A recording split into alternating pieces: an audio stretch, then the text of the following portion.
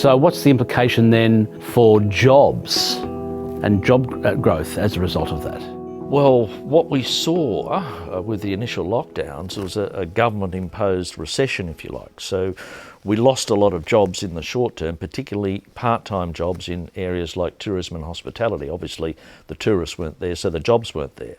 So that was a short-term impact, which we were able to measure due to payroll data that was available from the ABS, which have done a great job in monitoring what's happened. So we were able to model that and project it down to individual suburb levels. So we were able to tell the schools where their jobs were being lost, in what month they were being lost, and what industries those parents worked in, so that they could assess the risk for them in terms of maintaining their cash flows from those parents. So in short then, the pandemic and its effects on population growth and jobs is nothing like the global financial crisis. Nothing at all. Entirely different, really. Nothing at all. But they use the same solution. They've won the last battle. Congratulations.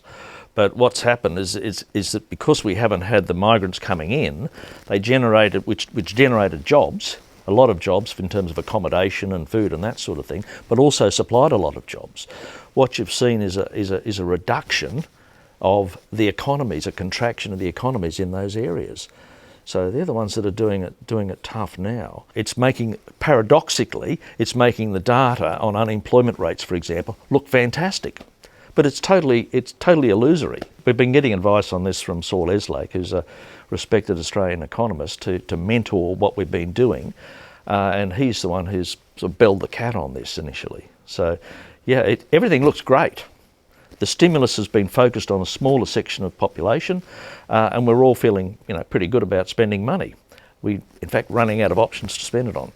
But when that money runs out, that stimulus money, 3, 4, 5 years' time, things will not be as rosy. That's when the risks will be at their maximum, I suspect.